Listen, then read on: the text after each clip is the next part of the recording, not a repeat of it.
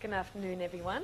It's our pleasure to be here today. I'm Olivia and this is Jenny, and we're going to talk to you about a newly launched writing resource that we have developed over the last 2 years on academic writing at the University of Auckland. And this academic writing resource is called Write at Uni. And we're going to particularly focus on the usability testing that we've done on the resource before launching it. So this semester, it's being piloted, so this resource is not yet completely at the completion stage, just to mention that in the beginning. And our presentation is going to run you through a little bit of background on how Write at Uni came about, so why it was decided to design that resource in the first place. Then we'll talk to you a little bit about usability testing and insights from the literature, how we applied these insights and how we conducted usability testing on our resource.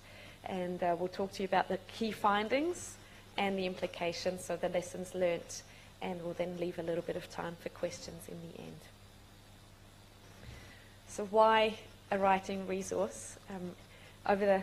In recent times, academic writing and the standard of academic writing across the student body has been identified as needing urgent attention, and the rising concerns of this prompted the Libraries and Learning Services of the University of Auckland to do something about it. So it was proposed to design a new online resource with targeting all first-year students with the aim to introduce first-year students to the basic principles underlying academic writing and academic writing conventions. So the aim of the resource is not to teach students how to write. It's not a course, it's not a MOOC, but it is rather an online tool where students can raise their awareness of what it means to write academically, what expectations they're going to face as they start or transition into university writing, and how they can find out about these expectations, and mainly also how they can then become used to the new learning environment and the writing standards and expectations. So the theoretical framework of the resource was based on 5 threshold concepts. So literature from the first year experience suggests that a lot of students entering university writing often have misconceptions around what that means. So, and these misconceptions were taken up in these threshold concepts and then translated into 5 different modules. They all discuss one of the common misconceptions. So we have a module on expectations of writing at university, a module on critical thinking, on reading, on writing, and then on independent learning. This resource, like I said before, it is not yet complete, and we doubt that it will ever be completely complete. It's an evolving resource, and it's subject to change based on the feedback that we receive from lecturers and from students regarding how it can be used, how it is being used, and how it could be used in the future. So it was very important. So this is an online resource that is open access. So it's accessible by anyone, anytime, 24/7, from anywhere, hopefully. And we decided to go with an online approach because of the potential benefits in terms of outreach, resources, and accessibility. We decided that because this is not a mandatory resource, so it's open to anyone to use any time, but they don't have to, people don't have to use it, that we will obviously have to do something about it to make it as attractive as possible, because we want students to take advantage of that resource. So we decided to very much focus on making it a resource by students, for students. So we conducted extensive research with lots of lecturers and students, in focus group interviews with lecturers and students across all faculties, and the key messages that they wanted to communicate about academic writing, we incorporated in our resource, so to make it as authentic as possible. And now you should be able to see, you should all be given one of those flyers. So we'd like to invite you to use the QR code or the URL, which would take you directly to the live site, as it currently is at the moment. Feel free to go through the online resource as we go through the presentation.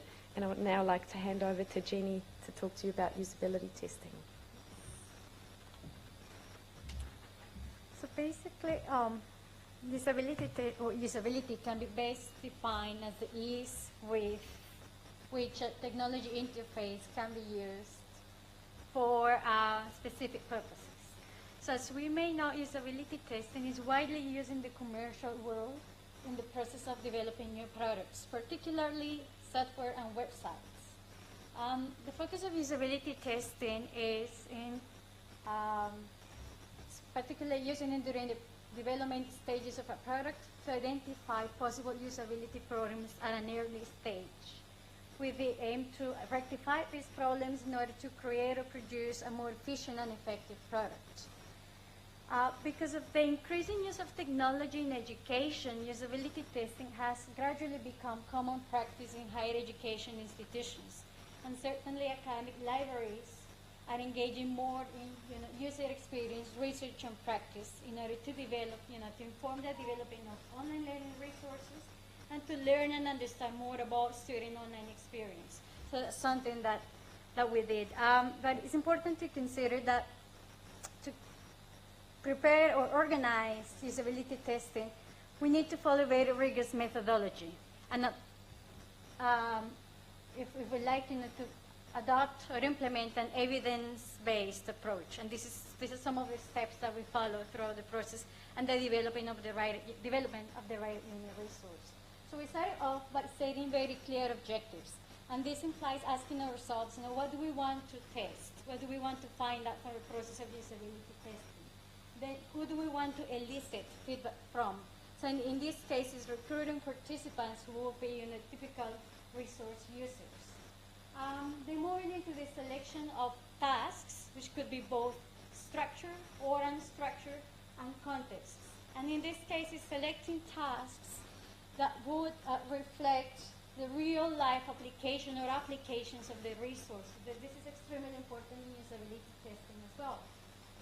And then we move into the phase of data collection. Now, data collection in usability testing often involves audio and video recording of computer screen activity, as well as participants' verbal feedback, oftentimes in the forms of think alouds, and physical interactions with the resource. So we normally, during usability testing, use particular technologies to be able to track students' mouse movement and to know what they are doing with the resource. So this is something that we use during the process of usability testing, and Olivia will tell you a little bit more about that. Then, once all this data has been conducted, and then we also conduct interviews with students, we go through the phase of data analysis. And then we list recommendations and suggestions for design. So this is not necessarily a linear process. Now, usability testing involves cycles of redesign. So results from usability testing ideally should inform subsequent designs of a resource, and then there will be repeat cycles of usability testing. So we follow this model or this approach for each of the modules of our resource. So Olivia now is going to tell you about what we did. By the way, the comics that you see throughout the presentation, there are comics that we designed for this particular resource, and it's a storyline that is ongoing in the resource to engage student motivation. I just thought I'd mention that on the side. So we decided, what is it that we want to find out from students? So we conducted usability testing to find out about the technical usability of the resource, asking questions such as, how easy is it to navigate through it? How do students interact with the media? How long for? How do students, in what order do students navigate through the resource? And so on. We also wanted to find out, of course, about the pedagogical usability. So is the content that we have developed relevant to students? Do they understand what we are talking about, and do they achieve the learning objectives that we set in the beginning of each module? So this is how we designed, or this is then the cycle that we followed based on what Jenny just explained. So it started with setting up usability testing, and we set ourselves objectives and created interview questions based on the things that we wanted to find out. But before we actually ran through a usability testing session, we decided to do a pilot with colleagues. So just to check whether the setup and the structure of the session would work, which was a really good idea. We also selected the task, and in our case, it was actually that we didn't give them particular tasks to do as they went through the resource, but we just asked them to go through the modules that we set them, that we showed them at their own pace, pretending they were at home and they were just interested in exploring a resource and pretending we weren't there, trying anyway. We also decided on using BB flashback technology to record screen movements of the mouse, but also to voice record to get back to afterwards. And then we decided on the sample size. So because this is a resource that targets all first-year students, and we have quite a diverse variety of students at the University of Auckland and beyond, of course, we tried to get as big of a variety of students participating in the usability testing as possible. So we tried to get high school students on board, students from different backgrounds and faculties, students whose first language is not English, students with learning disabilities, and we then also made sure that we had all the resources handy, which involved, for example, printing off handouts and on which we would then take notes during the usability testing. On to testing. So in the session that we're going to report on today was our very first usability testing session, and I'm just quickly going to show you what we tested. So this is the resource in one of its initial drafts, online drafts. And this is what it looked like at that stage. So we just asked them to go through the introduction and Module 1 at their own pace. We encouraged students to think aloud, if possible.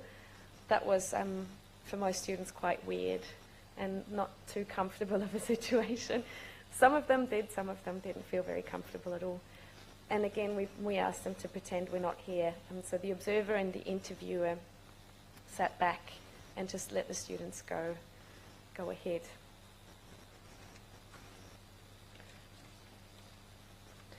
Each session that we conducted took around an hour. So we gave ourselves about an hour for students to go through the content, and then include within that hour after them going through the content, we then had a post-interview where the interviewer would ask certain questions about students' behavior, and we would take notes on, for example, how long students would watch a video for, and then ask questions about, I noticed that you stopped the video 10 seconds into the video of a 1 minute 40 video. Could you comment on that?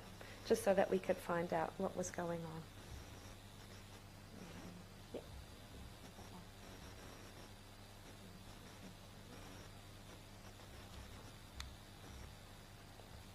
After the interview and after the students had left, we then had a quick discussion afterwards and created a summary based on the recordings that we had, but also based on the notes.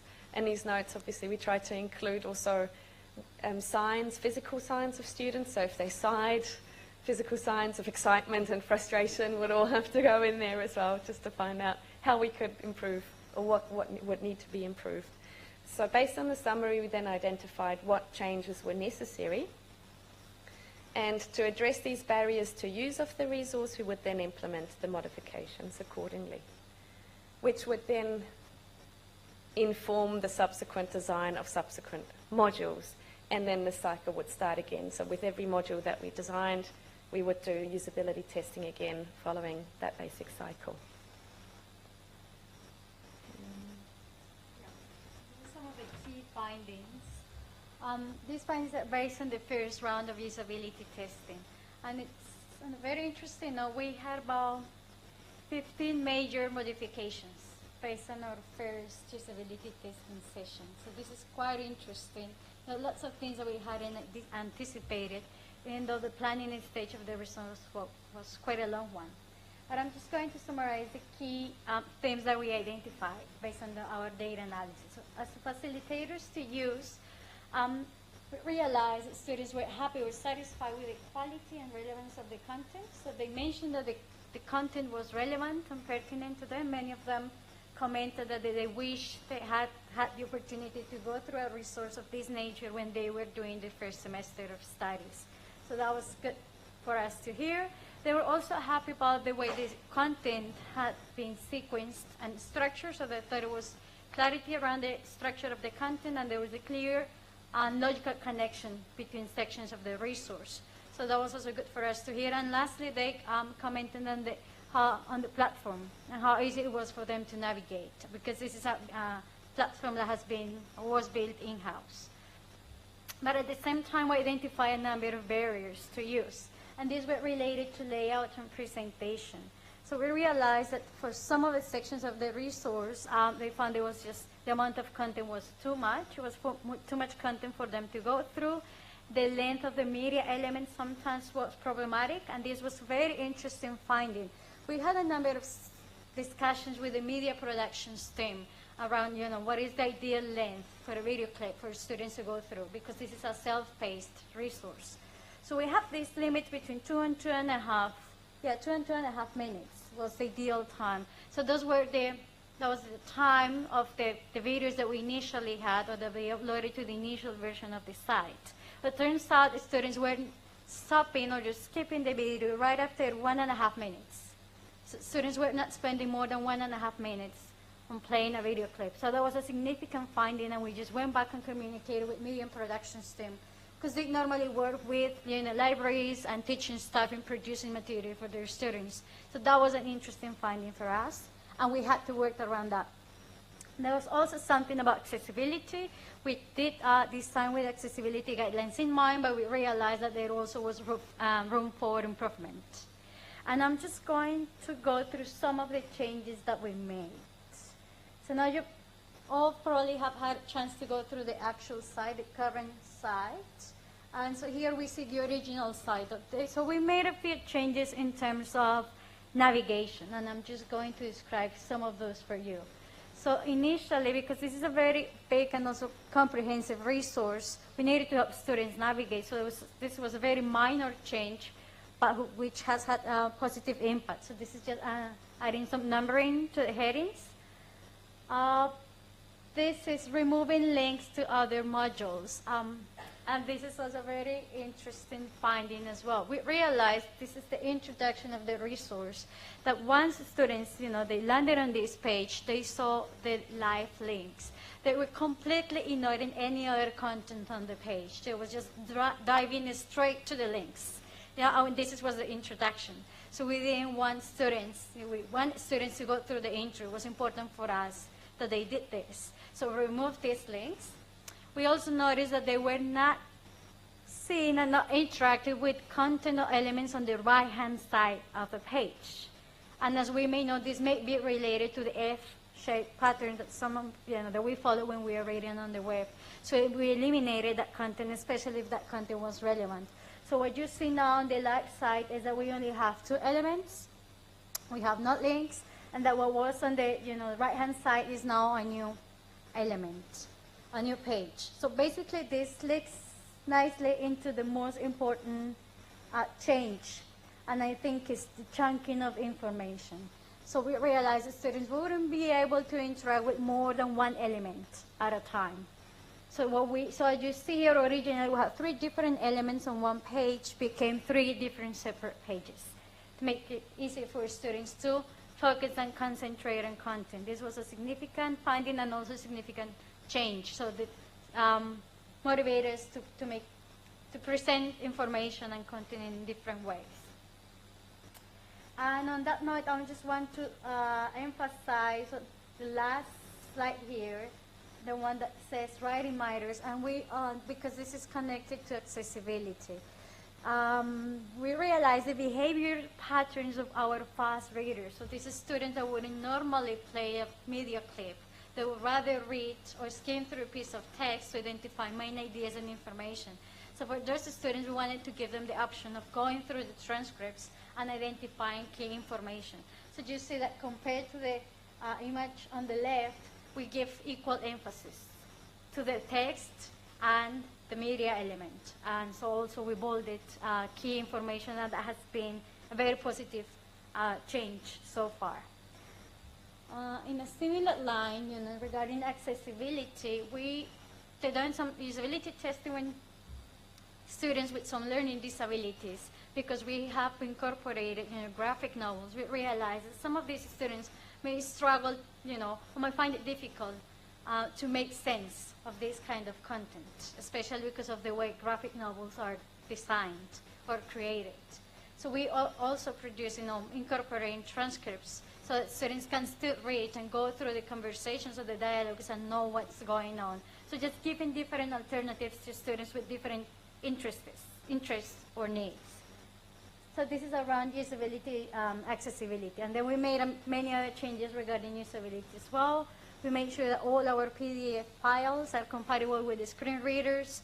We ran, the website against other applications to see how colorblind students would go through this site and if there were any potential problems for colorblind students as well. So these were just some of the changes that we made.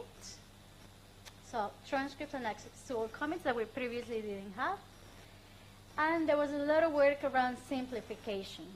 And this is an example. So each module contains a self-assessment survey. And we worked really hard on this particular activity because to us, this is a resource that revolves around reflection. So this is not giving students, straight answers, but we want to promote reflection. And that's why self-assessment is extremely important. So we had created this activity around 4 different steps, and then we realized after usability testing that it wasn't necessarily practical, even though we spent lots of time designing it. So what was originally 4 steps became, just 1 step. And instead of, giving students the chance to open-ended exercises, we just incorporated multi-choice activities and also included PDF files. So for those students who didn't want to go to the self-assessment exercise, they can still access the same information by going through the PDF. So there's a lot of giving different possibilities for students to get the main ideas and the main points without necessarily doing the same exercise. So even if a student decide not to do something, they will have the opportunity to get the most important ideas or messages that we want to communicate. So Olivia, I think just going to briefly summarize the implications for you. So the key things we learned was what Jenny mentioned in the beginning. Following an iterative process was absolutely crucial, and we realized how important that was after the first usability testing, because we had to make so many changes after the first round. And most of the changes were all based around the same ideas as we went on and on through all the modules, which included, as Jenny mentioned, simplifications, keeping things simple and straightforward. To avoid cognitive overload, that was a big one. So again, that ties in with simplification. To make things as accessible as possible, and also to make navigation as easy as possible, just to facilitate the content as best as we can. Other things that we had to learn was letting go, and that was not always very easy, especially when you'd spent hours, if not days, on a piece of content or on an activity, and you get quite attached to your work, and whenever you see that students are not actually using it, your heart breaks a little bit every time. But you just had to learn, well, there's no point in leaving it in there if they're not going to use it as attached as you may be to the content. We just had to learn to let go. Also, we had to learn that sometimes, or actually more than just sometimes, one revision is just the start. So you might we had to revise activities more than once, more than twice. And as painful as multiple revisions can be, it's really worth it in the end. And with this, we'd like to just show you one last comic strip here. So this is one of the messages that we convey to students through a comic in the end or in one of the later modules of the resource. And it's about that writing is a process. So it's a cycle. You do your research, you draft, you redraft, you write, you edit, you proofread, you hand it in, you receive feedback. And based on the feedback, the process starts again with the next assignment. And that's exactly the kind of process that we were following with usability testing as well. So, and with this, we would like to thank you all very much for coming and see if there are any questions.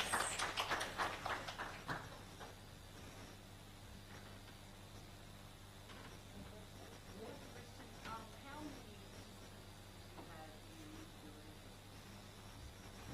That's a good question. So in the beginning, we thought, oh, we need to have as many as possible to get as much feedback as possible. And we had, I think, about 7 or 8 or even more. And then we realized about 5 or so is more than enough, because it seems to be that most students pick up on the same things.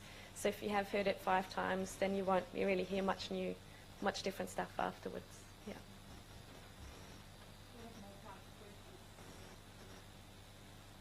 I want to ask you, I think you talk about an online university, universal resource for everybody, but we all know that writing in the arts is different from writing in medical and health sciences, from the science. How do you approach that? There's two different ways in terms of implementation. One was trying to get us staff, teaching staff from different faculties involved in the project. So we do have lecturers from different disciplines talking to students about writing, within their subjects and fields. So that's one way. So we invited not only lecturers and teaching staff, but students to be involved in the development of the resource. So that's one of the ways through which we try to address that. The second is through the implementation. So basically now we use Canvas as our LMS, not the LMS that we use at Open University at the moment. And so it gives us the opportunity to use the Canvas Commons. Something that we've done is that this resource, we created specific pages that have been shared in the Canvas Commons, and then what lecturers can just go and find out the sections that they find that are particularly relevant for their courses and their subjects and to meet their students' needs, and they can import those into their Canvas courses. So basically, right, we want it to be used in many different ways. So it's not meant, so it could be done linearly, because the students can have access to it before they come to university, but ideally when we see the greatest potential and value is when not only lecturers but also librarians go and use it and say, this particular section will all be using in my tutorial or in my course, and then they use that with their students. And I have had a few of those experiences this semester already with some courses. So that's two different ways. We're trying to address the idea of writing takes place within the disciplines. And basically that's also the invitation that we're making, because we think lecturers and tutors and also library staff, they will need to engage with students and open room for these conversations to take place. It will be very difficult to pretend that a resource will be able, an online resource will be able to get that far, from all that depth of conversation. So actually we're just using it as a tool for the conversations to take place in the classrooms or in the tutorials or even between students, between colleagues and peers.